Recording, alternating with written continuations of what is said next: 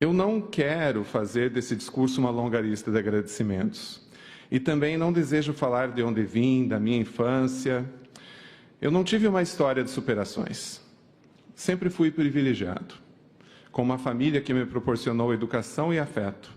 Eu sempre tive almoços de domingo, Natal, Ano Novo, Páscoa, viagens de férias para a praia, abrigo e segurança. Tudo que uma criança pode ter para crescer e se tornar um adulto feliz. Sempre tive um porto seguro. Mas quem sabe eu posso apenas lembrar de uma pequena história, mas já então, quando eu era um jovem adulto. Com 22 anos de idade, recém-formado na FURB, em Blumenau, com pouca experiência e muita insegurança, mudei-me para Florianópolis para ser secretário jurídico do saudoso desembargador Álvaro Vandelli, pessoa cuja humanidade me constituiu e permanece em mim. Mas as dificuldades eram muitas. Como disse, eu tinha 22 anos e eu não sabia das coisas da vida. Então, telefonei para casa, para Porto União, minha linda terra natal, pujante cidade do norte do estado, palco histórico da Guerra do Contestado e cujos acontecimentos são tão incríveis quanto a Macondo, de Gabriel Garcia Marques. O telefone tocou e minha mãe atendeu, com seu sotaque característico de filha de alemães de Stuttgart e Munique. Falei para ela que não estava aguentando, que retornaria para casa e lá seguiria meu caminho. Minha mãe, do alto de sua autoridade, respondeu: "Você não voltará. Ficará e enfrentará tudo.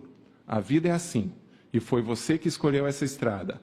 Pare de se lamentar, fique e enfrente." Desliguei o telefone e, resignado, fiquei e enfrentei. O que eu quero dizer é que, se hoje eu estou aqui, é porque muitos mesmo, meus falecidos pais, meus irmãos, cunhados, sobrinhos, minha família toda, meus amigos, queridos amigos, minha competente equipe de assessores, todos vocês me carregaram, ainda me carregam, vocês me aceitaram nas suas vidas. Então, meu muito obrigado.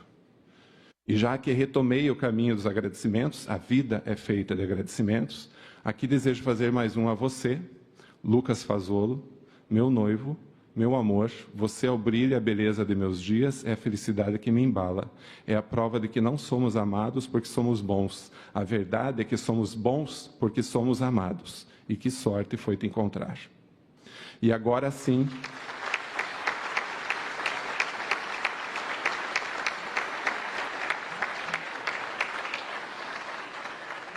E agora sim, deixando de lado os agradecimentos, nesta etapa, quero falar de um passado recente. E sobre isso matutei bastante se eu falaria ou não. E eu resolvi que sim, que tenho o dever de falar. O Brasil se redescobriu com a Constituição de 88. Mas, parafraseando Walter Salles, diretor do premiado filme Ainda Estou Aqui, que trouxe a história do sequestro e assassinato de Rubens Paiva pela ditadura militar e os reflexos que esse hediondo crime trouxe para sua família, nós temos flertado novamente com o fascismo. Há valentões por todos os cantos, querendo governar o mundo e, por consequência, a justiça. Pessoas que não aceitam projetos de vida coletiva, com melhor distribuição de renda, com direitos iguais, pessoas machistas, racistas, colonialistas, pessoas preconceituosas, homofóbicas e recalcadas, pessoas que disseminam ódio e idolatram a guerra, a ditadura militar, que desejam retroceder ao pré-iluminismo. E por isso é que devemos sempre estar alertas e sempre ocupar os espaços em prol da democracia.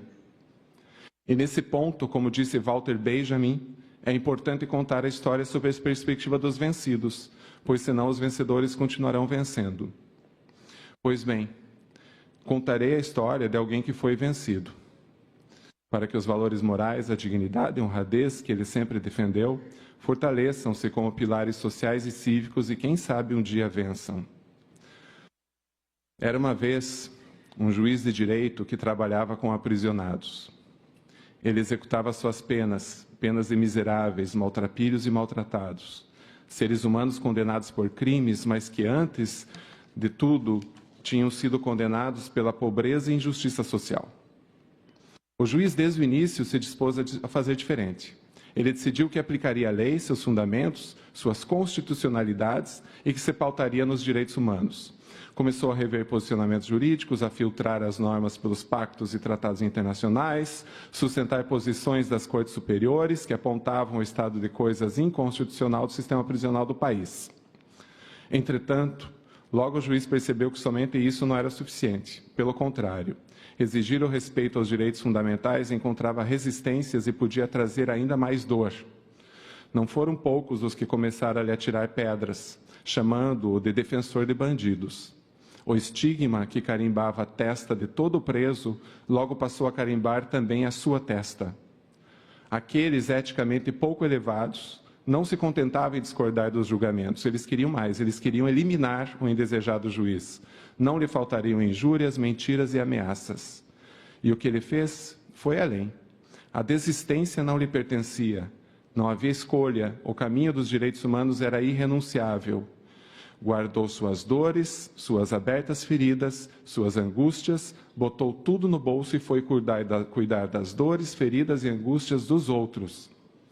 As inspeções às unidades prisionais tornaram-se mais frequentes, semanais, às vezes diárias.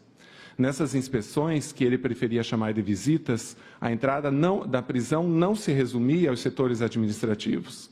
Ele fazia questão de conversar com os trabalhadores do sistema, desde aqueles da saúde, da educação até os de segurança e controle, e principalmente ele transitava entre os miseráveis, maltrapilhos e maltratados detentos, ouvia suas dúvidas, suas queixas, suas esperanças.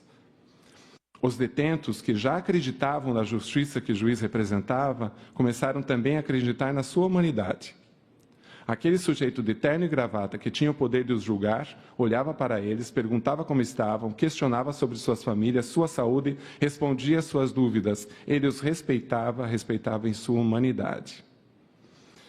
Então veio a pandemia, que além de colocar o mundo de joelhos, no Brasil, aliou-se a um governo que negava a ciência e que, ao destruir a saúde pública, tentava destruir a frágil democracia. E ele, juiz da execução penal, viu-se diante de mais um desafio, talvez o mais terrível de toda a sua vida. O desafio de evitar que o vírus rebaixasse a humanidade dos presos, os tornasse não humanos. Foram anos de tormenta e tempestades.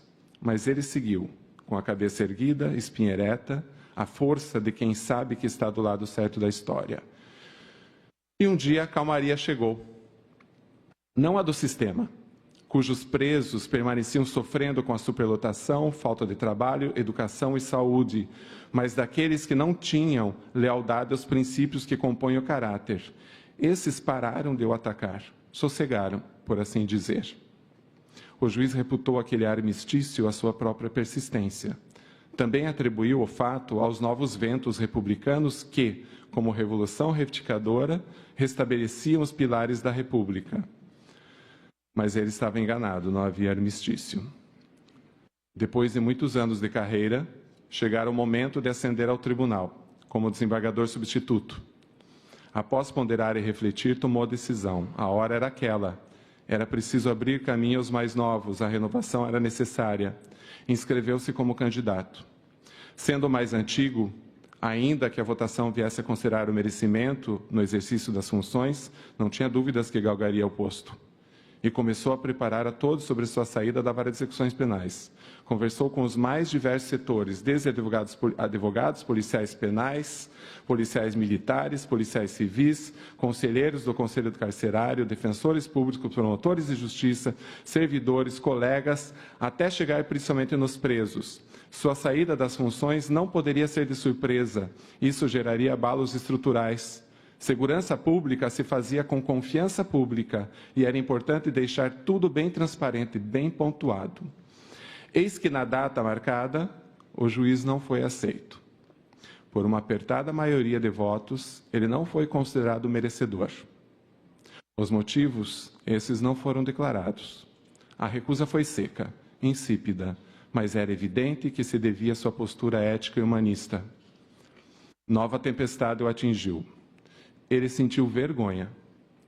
Vergonha perante sua equipe, seus assessores, que tanto nutriam os sentimentos românticos sobre a justiça, vergonha por ficar abalado por algo que não se comparava à tristeza e ao sofrimento da insegurança alimentar de milhões de brasileiros, vergonha por não ter previsto com mais concretude que aquele golpe extremamente injusto tinha data marcada para acontecer. E outra vez ele teria que se recompor, levantar-se e seguir seu caminho.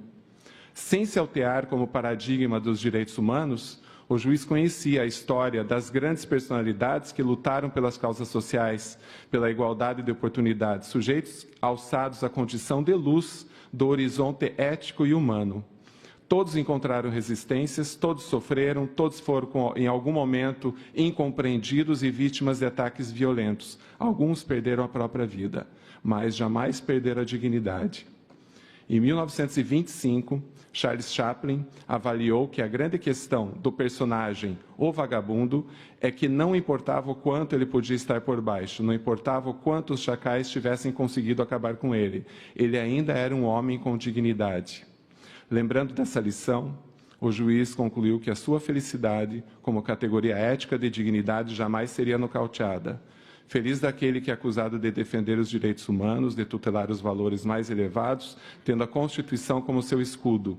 Esse era o fio de Ariadne que o conduzira até ali, e seria por ele que novamente se ergueria e se colocaria no eixo. Lembrando Rainer Maria Rilke, era preciso deixar tudo lhe acontecer, beleza e terror, apenas seguir, porque nenhum sentimento era eterno.